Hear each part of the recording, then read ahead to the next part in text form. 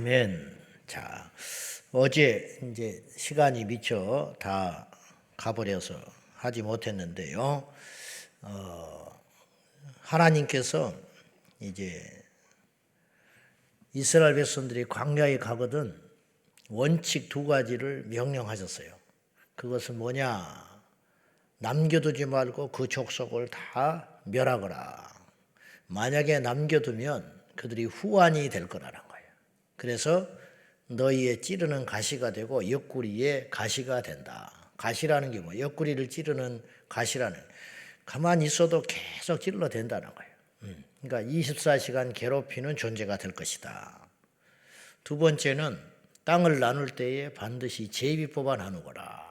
그렇게 하나님이 두 가지를 명령을 했어요. 이게. 그런데 이스라엘 백성들이 땅 분배는 제비 뽑아서 순종했어요.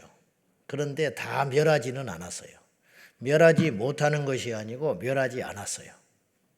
하나님이 이미 다 힘도 주셨고 능력도 주셔서 멸할 수 있는 힘이 있었는데 그들이 자신들의 욕망과 필요에 의해서 그거 하나 불순종한 거예요.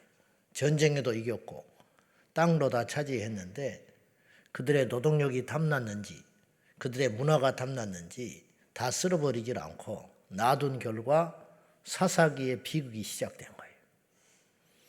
여러분, 문화적인 측면에서 선한 것은 악한 것을 못 이겨요. 그러니까 좋은 미담은 나쁜 헛소문, 이 험담을 절대 못 이긴다고요. 그러니까 이 세상에도 간혹 좋은 일이 종종 일어나거든요. 누구를 구했다든지 이런 소리는 그 다음날로 묻혀버립니다. 사실은 그런 미담들이 종종 있어요. 방송에 나오지 않습니까? 뭐 사람을 살리고 갔다는 둥, 어떤 어려움에 처한 사람들에게 도움을 줬다는 둥. 근데 그런 이야기는 하나도 기억이 안 나요. 근데 흉포한 일들, 그런 이야기는 점점점 커지고 시간이 아무리 흘러도 어느 그런 비슷한 일만 생기면 또다시 되새겨지고 기억나는, 이게 인간의 죄성이거든요. 그렇기 때문에 이스라엘 백성들이 아무리 강력해도 99%의 장악력을 갖고 있어도 1% 남겨놓은 그 후환 때문에 한 세대가 지나니까 허물어져 버리는 거예요.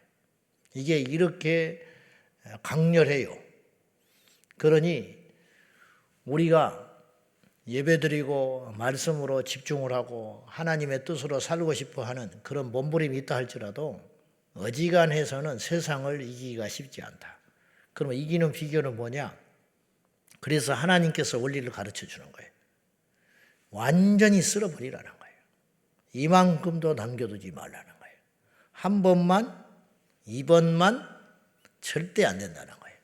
그것이 내 영혼을 지옥으로 끌고 가는 사건이 된다는 거예요. 절대로 죄에 대해서는 틈을 주지 말라.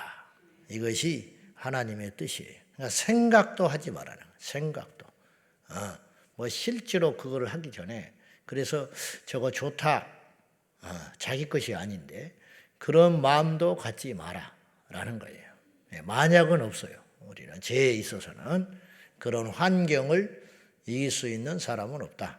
10번 찍어 안 넘어가는 자가 없다. 남의 걸 자꾸 만지면 어느 날 그것이 내 품에 들어와 있어요. 그러니까 만지면 돼요, 안 돼요? 안 된다는 거예요. 만지지도 말고 근처에 가지를 말아라. 그 뭐하러 자꾸 가? 내 것이 되는 것도 아닌데. 그렇죠? 뭐하러 자꾸 말이 아닌 말을 자꾸 해?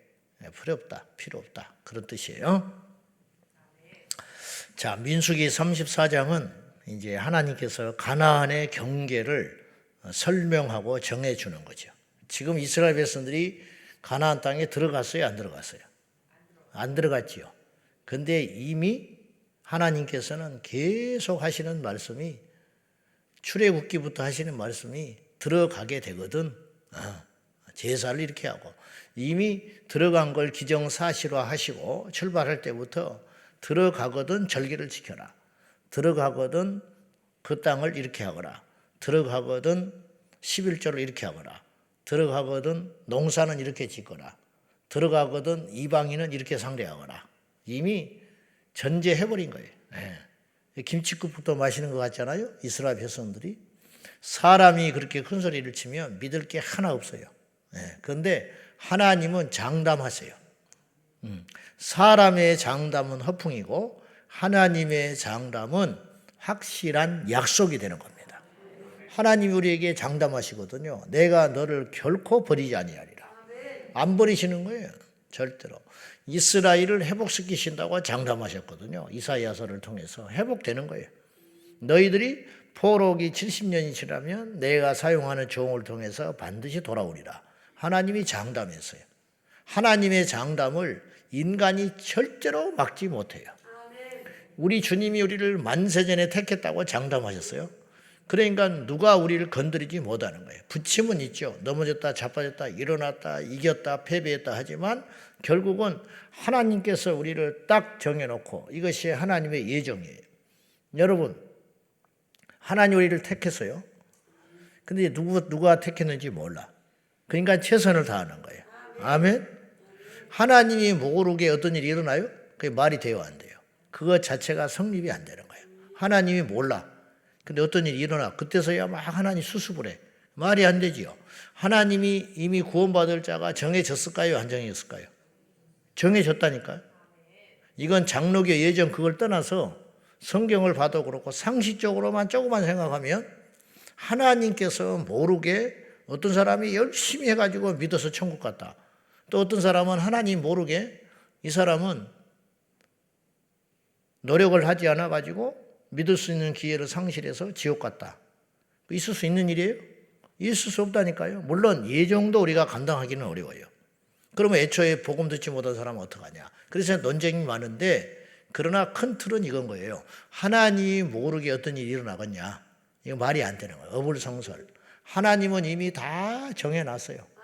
적그리스도가 나타나는 것도 정해졌고 이 세상이 점점 악해지는 것도 정해졌고 이 세상이 이렇게 대혼란이 일어나는 것도 하나님이 실수하신다든지 하나님이 모르게 악이 너무 커져가지고 하나님을 대항해서 그런 일이 일어나는 게 아니에요. 절대로. 하나님이 다 알고 계세요.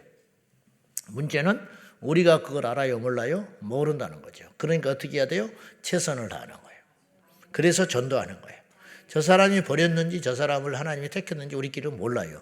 그런데 언제 알게 되느냐? 이루어진 다음에 알게 되고 천국 가면 알게 돼요. 아, 이게 이래서 이렇게 풀렸구나. 아, 이래서 그때 이런 일이 일어났구나. 그때 가면 다 풀어지게 된다는 거죠.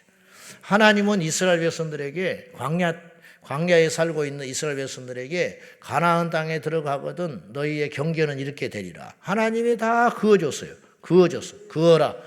동쪽의 경계는 이것이다. 남쪽의 경계는 이렇게 될 것이다. 북쪽의 경계는 이럴 것이다. 영토의 크기를 들어가기도 전인데 하나님이 이미 정해놨어요. 그럼 뭐하러 싸워? 그냥 가서 가만히 있으면 되지. 가만히 있으면 하나님이 손을 들어다가 이들을 그냥 손바닥으로 들어가지고 가나안 땅에 딱 들어가다 보낼 텐데 그게 아니라니까요. 하나님이 정해놓지만 예정하셨고 룰 가운데 있지만 최선을 다하는 거예요. 그리고 알고 봤더니 최선을 다하는 그 힘도 누가 주신 거예요? 하나님이 준 거예요. 어떤 사람이 최선을 다해서 부자가 된 게 아니에요. 어떤 사람이 기도를 많이 해서 응답을 받은 게 아니에요. 기도하게끔 하신 거예요, 하나님이.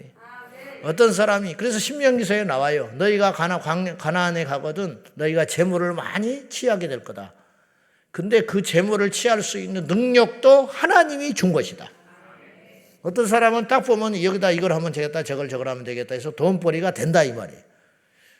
그게 뭐냐? 그게 자기의 능력 같지만 착각하지 마라. 하나님이 이미 줬다. 그런 뜻이에요. 달란트, 2달란트, 1달란트, 5달란트. 죽었다 깨어나도 1달란트 받은 사람은 5달란트를 못 얻어요. 그러면 애초에 그 달란트를 누가 주셨냐는 거예요. 하나님이 주셨다. 그거 잊지 말라는 거예요. 그러니까 5달란트 받은 자가 3달란트 남겼으면 혼났습니다. 근데 5달란트 받은 자는 5달란트를 남겼어요. 알고 봤더니 첫째, 5달란트를 애초에 주시지 않았으면 5달란트 죽었다 깨도 못 얻어요. 없는데 뭘 얻을 수 있어요?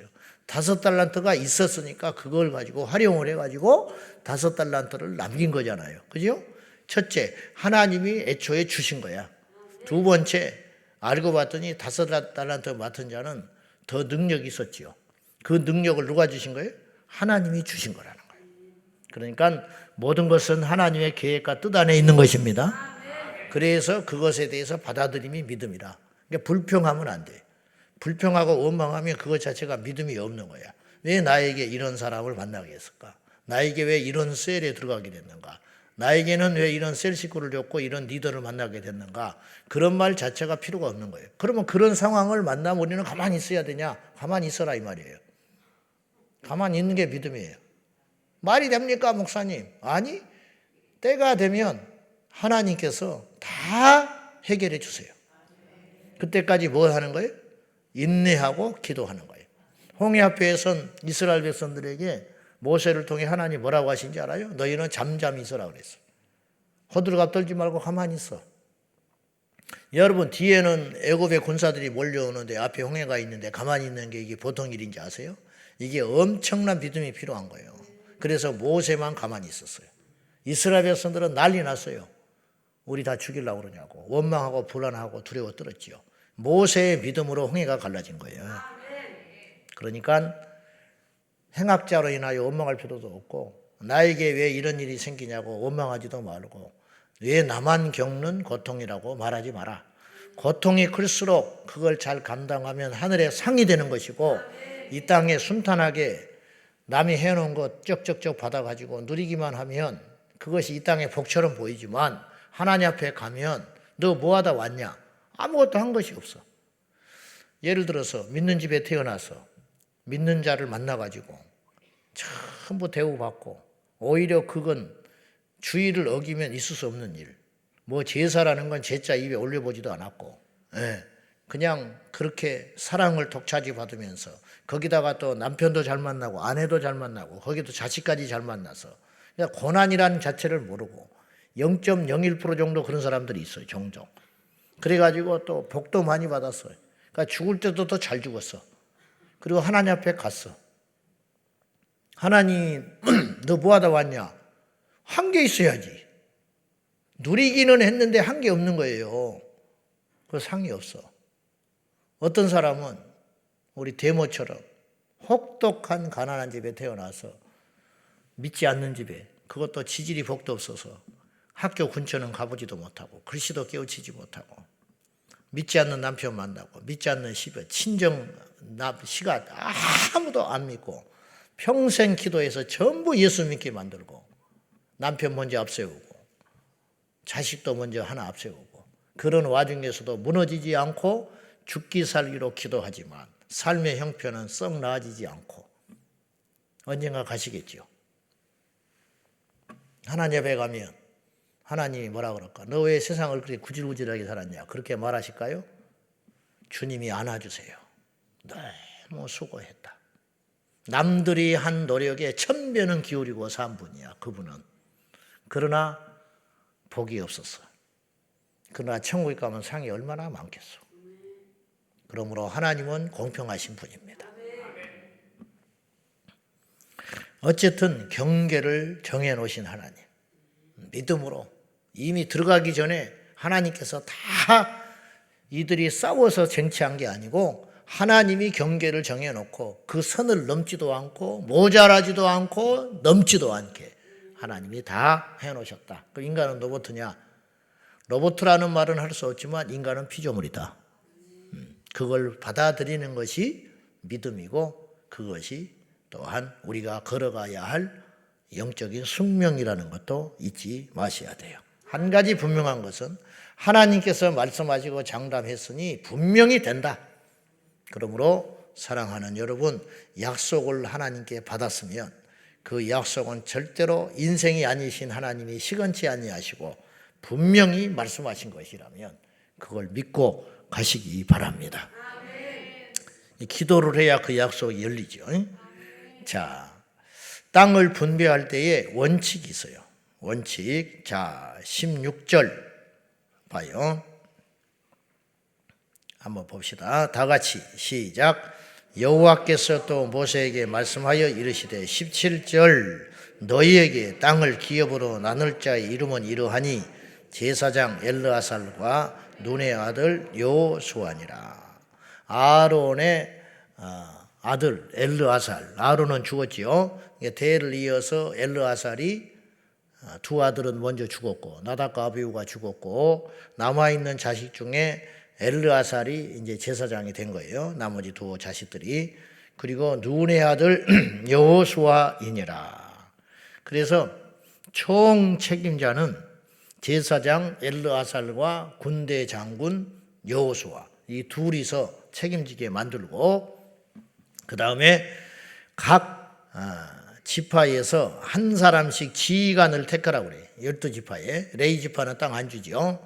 그래서 지휘관씩, 원래 13지파가 된 거예요. 요셉 지파가 없어지고 에브라임과 므낫세가 두 지파가 끼어들었으니까 사실은 13지파인데 그냥 12지파라고 그러는 거죠. 근데 레위 지파는 땅을 기업으로 받지 않았고, 그 다음에 루벤, 므낫세, 갓지파 반은 요단강 동쪽에 가나안 땅에 들어가기 전에 이미 땅을 확보했어요. 그러니까 그들은 땅을 줘요, 안 줘요? 안 주지요. 왜냐, 자기들도 안 받는다고 그랬어. 굉장히 성숙한 겁니다. 이들이 아주 성숙한 거예요. 이걸 하나님이 받아들였어요. 가나안 땅에 들어가는 것이 목적 같지만 사실은 아니었다니까. 가나안 땅에 안 들어간다고 해서 이들을 불순종한다고 하나님이 혼내거나 책망하지 않아요. 그걸 인정한다니까요. 그건 뭐예요? 하나님의 목적은 땅에 있었던 게 아니에요. 알고 봤더니 하나님께서 광야로 데려오신 이유는 무엇에 있었냐? 성막에 있었어요. 성막. 이게 이제 비밀이에요. 어떻든지 간에 들어가지 않았음에도 불구하고 책망받지 않았다는 것은 이들이 인정받았다는 뜻이에요. 그러니까 두 지파 반에는 땅을 안 주고 나머지 9지파 반에게는 땅을 분배할 적에 하나님이 인간의 완악함과 또한 이기심을 알기 때문에 이 충돌을 없이 하려고 공평하게 하기 위하여 제비 뽑아라. 서로 나눠 가졌다가는 이제 큰일 나니까. 그래서 이 땅을 제비 뽑아 다 마무리하는데 15년 걸려요. 그래가지고 숫자대로 또한 땅을 줘요. 숫자가 많으면 땅을 많이 주고 적게 되면 적게 주고. 이제 여호수아에 가서 보면 아는데 하나님께서 지도를 미리 그리라고 그래요.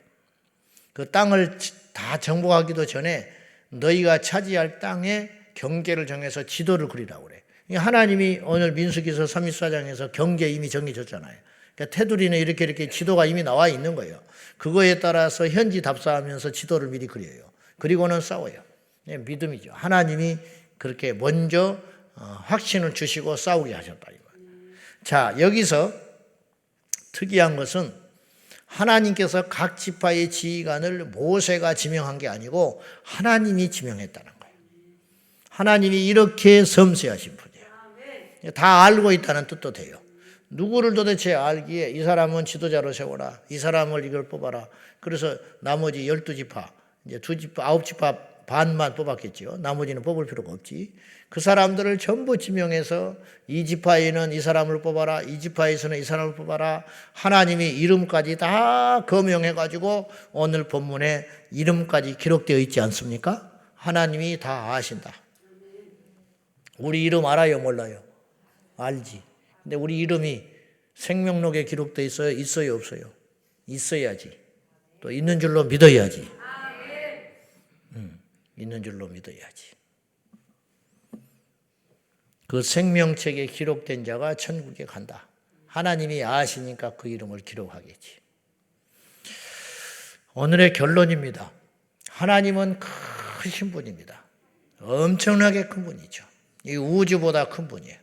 이 우주가 얼마나 큰지 모르지요. 몰라요. 모르기 때문에 온갖 가설이 다 나와요. 팽창하고 있다, 뭐 어쩐다. 옛날에 한 점으로 시작했다, 폭발해가지고 이렇게 커졌대. 웃기고 있네. 그럼 너네 집에 가서 불살라 봐라. 그럼 큰 집이 되는 거야. 응? 안 돼. 모르니면 모른다고 그래야 되는데 자꾸 하나님을 인정하지 않으니까 배웠다는 사람들이 궤변을 늘어놓고 그것이 또 교과서에 실리니 한심한 일이죠. 진화론이 실리고. 원숭이는 지금 언제 사람이 될란지 좀 기다려 봐야 돼요. 애초에 달라요. 애초에 99% 이전인자가 비슷하지만 이 완전히 다른 존재예요. 손가락 있다고 사람이 아니요. 그렇지 않아요? 걸어다닌다고 사람이 아니라고. 애초에 다른 것이야. 어쨌든 하나님은 이렇게 큰 분이에요. 말씀 한마디로 세상을 만드시고 또 말씀 한마디로 이 세상을 새롭게 만드실 수도 있는 분이야. 그렇게 큰 분임에도 불구하고 이렇게 디테일하신 분이야. 어느 정도냐? 각 지파에 이 우주 중에 지구가 얼마나 작아요. 그 작은 지구 중에 주님께서 이스라엘 백성들의 수백만 명의 이름을 다 아시고 그 중에 적합한 자를 세우사 이 사람을 제비뽑을 책임자를 뽑아라. 이 사람을 제비뽑을 사람으로 뽑아라. 이렇게 하고 계시다는 거예요. 이렇게 세밀하신 하나님. 그래서 하나님은 크고 큰 계획을 갖고 계시지만 그 시행하는 방법은 아주 세밀하시다. 우리가 하나님의 일도 그렇게 하는 겁니다. 우리가 큰 하나님을 믿지만 그 크신 하나님을 경배하고 경외하고 주의 일을 진행하기 위해서는 아주 작은 것을 철저히 잘 마감해야 우리가 명품 신앙인이 되는 거예요. 예배 시간에 1분 늦는 거 그거 허점인 거네. 그것이 쌓이면 우리가 하나님께 쓰임받지 못해요. 우리가 말 함부로 툭툭 던지는 거 그거 쓰임받으면 하나님께 쓰임받지 못하는 거예요. 그것이 쌓여지면. 그것이 아무것도 아닌 것 같죠? 절대 그렇지 않아. 남한테 인사 안 하는 거, 인사 안 받는 거 그것이 아무것도 아닌 것 같죠? 그것이 쌓여져서 태풍이 돌아오는 거예요. 자, 이번에 우리가 짐벌인가 뭔가 끝났잖아요. 그거 지금 아직까지도 후유증이 많아. 1,000억을 쏟아 부었어요. 돈이 문제가 아니라 1,000억이라 2,000억을 쏟아 부어도 결과가 좋으면 괜찮은데 국가적인 망신이었다는 거예요. 교회들이 나서서 그 수습해주고 수양관 빌려주고 어느 교회는요 자기 자체 수련회를 하다가 짐벌이를 수용하려고 자기 수련회를 포기하고 그 아이들을 받아줬어. 이런 이야기는 기사에 한 줄도 안 나와. 코로나 터졌다고 난리 법석만 들었지 이만큼 언론이 지금 편중돼 있어요. 우리가 한 일을 막 과시하고 그럴 필요는 없지만 그 예산 전부 교회에서 썼어요. 교회 예산 들여가지고 수양관 다 내줬지요. 왜냐? 전도하고 싶어서 그런 거야. 교회가 빛이 되고 싶어서 뭘 바라고 그러는 게 아니라 그런 것들은 다 없어져 버리고 근데 이 짐벌이 대회가 아직까지도 후폭풍이 있고 그 주무장관이 뭐 어쩌고 그러지만은 결론은 하나예요. 뭐에 문제가 있었냐? 준비가 소홀한 거야. 생수도 없지 화장실 엉망이지. 응? 아니 나 같은 아무것도 아닌 사람도 그 시점에 그런 큰 대회를 한다면 그 지난날 20, 30년 그 시기에 날씨는 어땠는지 그 지형은 어땠는지 그걸 만만히 준비를 해가지고 비가 올지 태풍이 올지 그리고 비가 왔을 때는 배수로가 제대로 잡혀 있는지 이 많은 인원이 무더운 날씨에 온다면은 열병은 걸리지 않게 뭘 해야 된다든지 간단한 거 아니에요? 그런 디테일한 것에 들어가가지고 현장 점검을 하고 근데 주무조포 장관이 그곳에 가 잠도 안 자고 밖에 나가서 잠을 자고 벌써 리더십이 없어져 버린 거예요. 간단한 거예요. 그랬더니 밑에 하부 조직은 엉망진창이 됐겠죠. 뻔하지. 그렇게 큰 일을 벌려놓고 아무 대책도 없이 그런 것은 안 된다는 거죠. 우리 하나님은 살아계시지만 하나님께서는 우리의 일을 통해서 당신이 어떤 것들을 성취해 가고 계시다는 걸 알아야 됩니다. 그러므로 우리가 하나님께 받은 이 미션들을 최선을 다해서 감당할 적에 하나님께 영광이 되고 우리에게는 상급이 되는 것이지 대충 뭐 하나님이 어떻게 알아서 하시겠지 절대로 그런 식으로 주님은 일하시지 않는다. 주님이 능력이 없어서 이 제비 뽑으라 하시고 능력이 없어서 그 대표들을 하나씩 지명해가지고 이 사람들로 하여금 대표로 제비 뽑게 만들고 혼란 없이 하려고 능력이 없어서 너희들이 들어가서 싸우라 그렇게 했겠어요? 그렇지 않다고.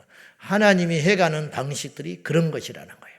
우리 모두 다시 한번 하나님 앞에 더 세밀하게 최선을 다해서 부지런하다는 건 세밀하다는 거예요.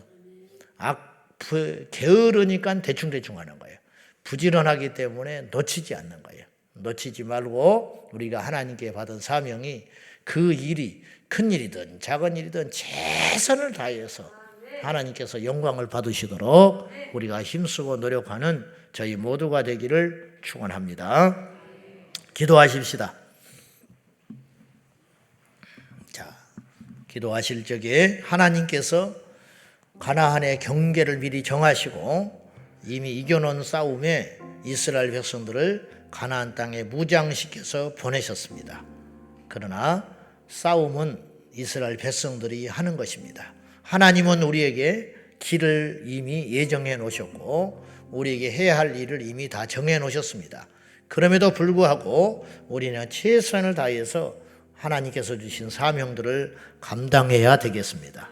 이 아침에 이 말씀으로 주님, 저희가 그동안 익숙해져서 최선을 다하지 못했다든지 혹은 믿음을 빙자하여 최선을 하지 못했다는 것을 회개하며 우리가 무엇을 하든지 간에 죽게 대하듯이 최선을 다하겠습니다. 하나님 앞에 결심하며 기도하겠습니다.